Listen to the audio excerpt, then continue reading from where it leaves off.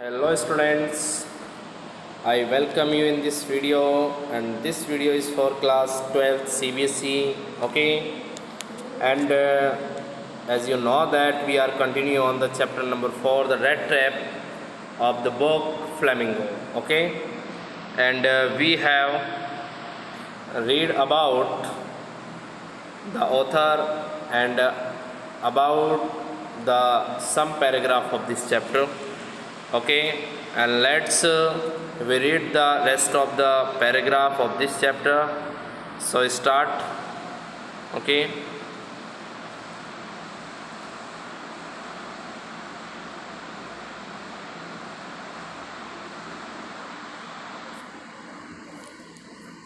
so start.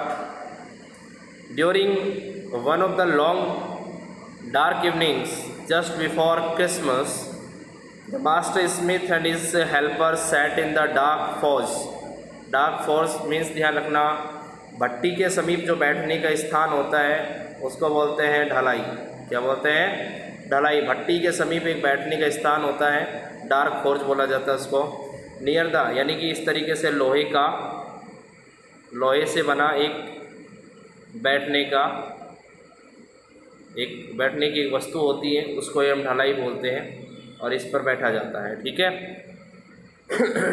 Dark forge near the furnace means होता भट्टी।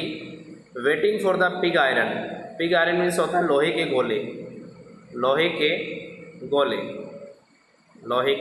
गोले।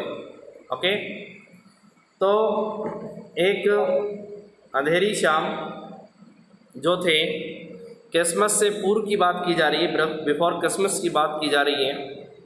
ठीक है, कि क्रिसमस से पहले एक लंबी अंधेरी शाम की बात, मास्टर स्मिथ और उसका जो हेल्पर था वो एक भट्टी के समीप ढलाई पर बैठकर लोहे के जो गोले हैं उनके आने की प्रतीक्षा कर रहे थे।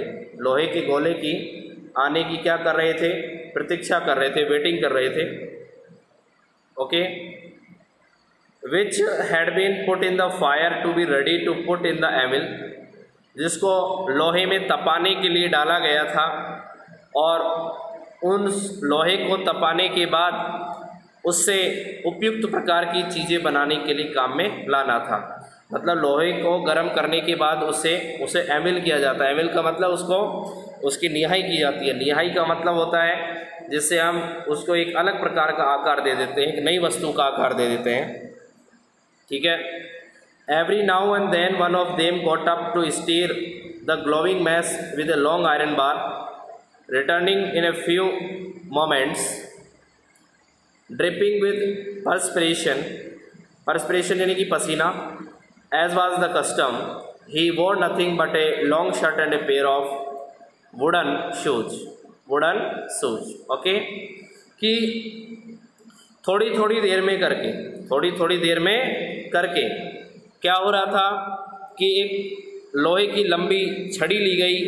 उस लंबी छड़ी से क्या किया जा स्टीर किया जा रहा था? किसको? ग्लोविंग मैस को। ग्लोविंग मैस का मतलब होता है, ध्यान रखना, जो उसमें कोयले वगैरह थे या उसमें जो गर्म आग थी, उस गर्म आग को उड़ेला जा रहा था, बार बार ऊपर नीचे किया जा रहा था विद ए लॉन्ग आयरन बार का, यानी कि लोहे की छड़ से। तो एक लोहे की छड़ से बार बार आग की लो लपट है उसको बार बार कुरेदा जा रहा था, उसको ऊपर नीचे किया जा रहा था। कुछ देर वापस आने के बाद, returning in a few moments dripping with perspiration, यानी कि जब पसीना टपकने लगता था, क्या करने लगता था? कुछ समय पश्चात ही पसीना टपकने लगता था। दो एज वाज द कस्टम, जैसे कि एक रीति थी, एक प्रथा थी कि वो अपने पास क्या पहनते थे, उनके पास एक लंबी शर्ट हुआ करती थी और उनके पास लकड़ी के जूतों का एक जोड़ा हुआ करता था। Clear? All the time there were many sounds to be heard in the forge. अभी फोर्ज बताया था तुम्हें। फोर्ज का मतलब बैठने का स्थान, जो ढलाई कहलाता है, कि वहाँ ढलाई के अंदर, उस ढलाई में जहाँ पर काम किया जाता है, ठीक है, उस ढलाई के अंदर हर समय क्या सुनी जा सकती थी? आवाज़ सुनी जा सकती थी। The big bellows ground and the burning call cracked, और वहाँ जो विशाल जो धोकनी हुआ करती थी, धोकनी बेलोज का मतलब धोकनी होती है, धोकनी एक ऐसा स्थान होता है जहाँ पर उस लोहे को गर्म करके पिघलाया जाता है, ठीक है। जो विशाल धोकनी होती थी उसके ग्रॉन करने की आवाज़, कराने की आवाज़ और कोयलों के टूटने की आवाज़ें, चट करने की आवाज़ें आती थी। Okay, the fire boy shoveled charcoal into the maw of the furnace with a great deal of clatter, और जो लड़का था वो कोयले की भट्टी में क्या डालता था, यानी कि जो भट्टी थी, जो लड़का था यानी कि जो आग के समीप या भट्टी के समीप बैठता था, वो उस भट्टी के अंदर कोयला डालता रहता था। क्या डालता रहता था, यानी कि great deal of clatter, clatter का मतलब कोयले से, तो कोयला जो है उसके अंदर डालता रहता था। Outside road the waterfall and sharp north wind whipped the rain against the brick tile roof, और बाहर पानी गिरने की आवाज़ें आती थी। क्या आती थी, यानी कि ग्रेट डील ऑफ क्लैटर हो गया। आउटसाइड रोड द वाटरफॉल, पानी गिरने की आवाज़ें आती थी। And sharp north wind whipped the rain against the brick tile roof, और जो उत्तरी यानी कि उत्तर की तरफ से जो आने वाली तेज तीखी चलने वाली जो हवा थी, ठीक है, तो वो जो फरस बिछी हुई थी, यानी कि ईंटों से बनी जो फरस बिछी हुई थी, ठीक है, उस पर पानी यानी कि वर्षा की बूंदे गिरने की आवाज़ें आया करती थी। It was probably on account of all these noise that the blacksmith did not notice that a man had opened the gate and entered the forge until they stood close up to the furnace. शायद ही, surely निश्चित रूप से ही, उस आवाज़ के कारण लोहार को, यानी कि जो लोहार था, यानी कि सॉरी इट वाज प्रोबेबली, तो लोहार था, उसको वास्तव में इस बारे में सुनाई नहीं दिया कि किसी व्यक्ति ने कोई दरवाज़ा खोला, यानी कि लोहार ने क्या ध्यान नहीं दिया कि किसी व्यक्ति ने दरवाज़ा खोला है और वह उस दरवाजे को खोलकर उस फोर्ज के अंदर, उस ढलाई के अंदर, यानी कि उस फैक्ट्री के अंदर प्रवेश कर चुका है। Until he stood close up to the furnace, और वह व्यक्ति जब तक कि उस भट्टी के समीप आकर खड़ा नहीं हो गया, जब तक कि उसने कुछ भी ध्यान नहीं दिया। किसने? लोहार ने। Surely it was nothing unusual for poor vagabonds without any better shelter for the night to be attracted to the forge by the glow of light which escaped through the sooty pans, and to come in and warm themselves in front of the fire. Okay, in front of the fire. So surely it was nothing unusual for the poor vagabonds without any better shelter for the night to be attracted to the forge by the glow of light which escaped through the sooty pans, कि जो घुमक्कड़ व्यक्ति था उसके पास रात गुजारने के लिए कोई भी स्थान नहीं था। उस प्रॉपर पुअर वेगाबॉन्ड्स, यानी कि जो घुमक्कड़ व्यक्ति था, उसके लिए क्या नहीं था, एक ऐसा स्थान नहीं था जहाँ की वो अपनी रात को गुजार सके। ठीक है, और यह कोई अनहोनी की बात नहीं थी। क्या नहीं थी? कोई अनहोनी घटना होने की बात नहीं थी कि वह जो ढलाई थी, यानी कि जो फैक्ट्री थी, उसमें प्रकाश से, जो धुएं से काले पड़े शीशे, खिड़की के जो शीशे थे वो बाहर निकल रही थी।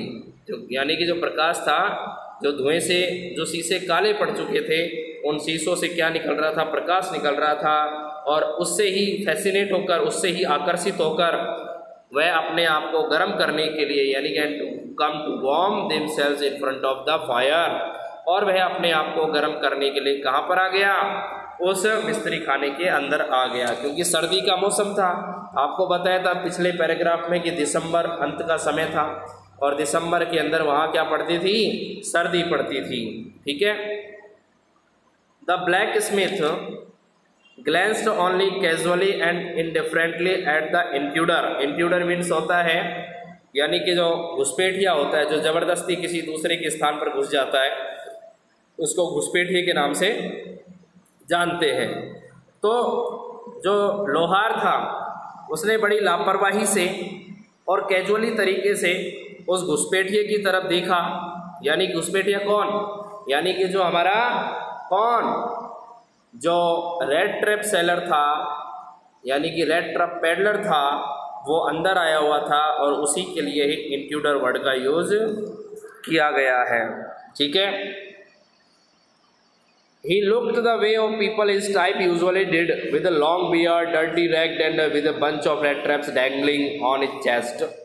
और यानी कि बाकी जैसे लोग हुआ करते थे वो वैसा ही दिखाई देता था।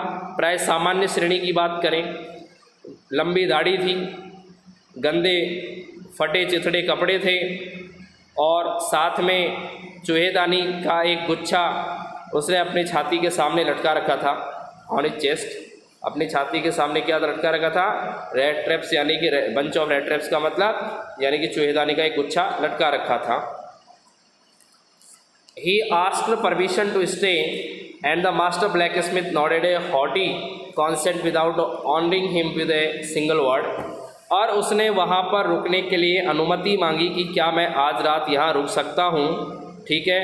तो उस लोहार ने, उस मास्टर ब्लैक स्मिथ ने बड़े गर्व से गर्दन हिलाकर, सिर हिलाकर उसे हाँ कर दिया और मुंह से एक शब्द भी उसने नहीं कहा। Okay. The tramp did not say anything, the tramp did not say anything either.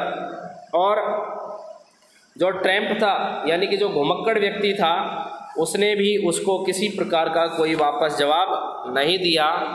He had not come there to talk but only to warm himself and sleep. और वह वहाँ बातें करने नहीं आया था। कौन? घुमक्कड़ व्यक्ति, यानी कि वो जो पैडलर था वो बात करने नहीं आया था, बल्कि वह अपने आप को गर्म रखना चाहता था और सोने के लिए पर्याप्त जगह देखना चाहता था। In those days, the Ramasjo iron mill, the Ramasjo iron mill was owned by a very prominent iron master whose greatest ambition was to ship out good iron to the market. और उन दिनों की बात है, उस समय उस मिल का जो यानी कि रामसजो आयरन मिल का जो मालिक हुआ करता था वो एक प्रसिद्ध व्यक्ति हुआ करता था और whose great ambition was to ship out good iron to the market. और उसका लक्ष्य था, उसकी इच्छा थी कि वह अच्छे प्रकार का लोहा ही बाजार में यानी कि सेल आउट करे, उसको बेचे। He watched both night and day to see that the work was done as well as possible. और वह दिन रात इस बारे में देखता रहता था, देखभाल किया करता था कि क्या काम सही प्रकार से हो रहा है या नहीं हो रहा, भली भांति तरीके से हो रहा है या नहीं हो रहा। And at this very moment he came into the forge on one of his nightly rounds of inspection. और इसी क्षण, इसी पल अपने रात्रि के दौरे यानी कि रात्रि के ऑब्जर्वेशन के दौरे के दौरान वह मिस्त्री खाने में पहुंच ही गया। कौन? वो मालिक पहुंच गया। Naturally, the first thing he saw was the tall ragamuffin who had eased to wait so close to the furnace that steam rose from his wet racks. और नेचुरली सबसे पहले उसने जो चीज़ देखी वो एक लंबा लड़का था जो भट्टी के बहुत ज़्यादा करीब था और उसके भीगे जो वस्त्र थे, जो कपड़े थे, उनसे भाप निकलने लग गई थी। क्या निकलने लग गई थी? यानी कि स्टीम का मतलब क्या होता है? भाप। रेगामुफिन का मतलब एक लड़के से है, तो रेगामुफिन का मतलब भट्टी के आगे काम करने वाला एक चिथड़े कपड़े पहने हुए एक बच्चा।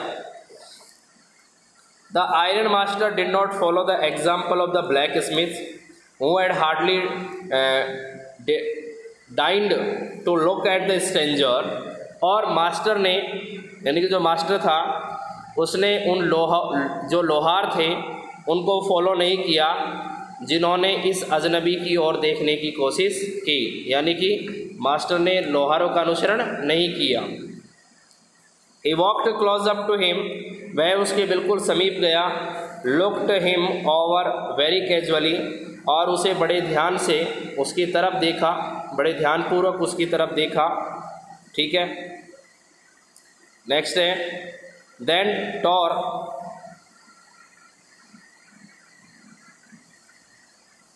Then tore off his slouch hat to get a better view of his face, और उसके बाद उसने अपना हैट जो था वो उतार दिया ताकि उसका चेहरा बिल्कुल स्पष्ट दिखाई दे। But of course it is you Nils Olof, he said, how do look, किंतु बेशक तुम हो, उसने कहा, नील्स ओलफ, तुम कैसे दिखाई देते हो, यानी कि वो जो पैडलर था उसको देखकर ये शब्द बोलता है। कौन? उस रामस जो आयरन मिल का मालिक। The man with the red traps had never before seen the iron master at Ramsjo and did not even know what his name was, और जो चूहेदानी वाला व्यक्ति था उसने कभी भी उस आयरन मास्टर को पहले नहीं देखा था उस रामसजो के अंदर, और वह उसका शायद नाम भी नहीं जानता था। But it occurred to him that if the fine gentleman thought he was an old acquaintance, और शायद ऐसा हुआ होगा कि उस व्यक्ति ने, उस सज्जन व्यक्ति ने शायद उस चूहेदानी बेचने वाले को अपना कोई पुराना परिचित मित्र समझा। He might perhaps throw him a couple of kroner, और निश्चित तौर से उसके पास क्या थे? 30 क्रोनर थे। क्या थे? शायद वह क्या दे दे उसे, यानी कि उसको क्या दे दे? 2 क्रोनर दे दे उसकी, यानी कि उसने सोचा कि वो उसे क्या हो सकता है कि 2 क्रोनर दे दे। Therefore he did not want to undeceive him at all at once, किंतु वह एकदम से धोखा उसको नहीं देना चाहता था। वो सोचता था कि अगर उसने उसको मित्र के रूप में पहचाना है तो उससे 2 क्रोनर का जुगाड़ हो ही जाए, किंतु उस पैडलर ने सोचा कि एकदम से धोखा देना ठीक नहीं होगा। Yes, God knows things have gone downhill with me, he said. हाँ, और इस बात को शायद भगवान ही जानता है कि मेरे साथ जो है कितना बुरा हुआ है, वह बोला। कौन? Peddler. You should not have resigned from the regiment, said the iron master. और आयरन मास्टर ने उससे कहा कि तुम्हें जो है उस रेजिमेंट से इस्तीफ़ा नहीं देना चाहिए था। हो सकता है मैं किसी रेजिमेंट के रूप में उसको पहचाना हो, उससे बात की हो, तो तुम्हें उस रेजिमेंट से इस्तीफ़ा नहीं देना चाहिए था। ये बात किसने कही? आयरन मास्टर ने। If only I had still been in the service at the time, किंतु अगर मैं उस समय सर्विस में होता, it never would have happened, तो ऐसा कभी नहीं होता। Well now of course you will come home with me, अब ऐसा करो तुम मेरे साथ घर चलो। To go along up the manor house and be received by the owner like an old regimental comrade. That however did not please the tramp, कि उसके घर जाना तथा मालिक के द्वारा अपने सेना के पुराने साथी के रूप में उसे स्वीकार करना, ये सब कुछ उस घुमक्कड़ को बिल्कुल भी पसंद नहीं था। ट्रैम्प को, ट्रैम्प का मतलब घुमक्कड़ जो था, इसने इस बात को पसंद नहीं किया। ठीक है। No I couldn't think of it, he said looking quite alarmed, उसने बड़ी चेतावनीपूर्ण तरीके से उसे देखते हुए कहा, नहीं, मैं ऐसा बिल्कुल नहीं सोच सकता। He thought of the 30 kronor, उसे अपने उस 30 क्रोनर के बारे में याद आई।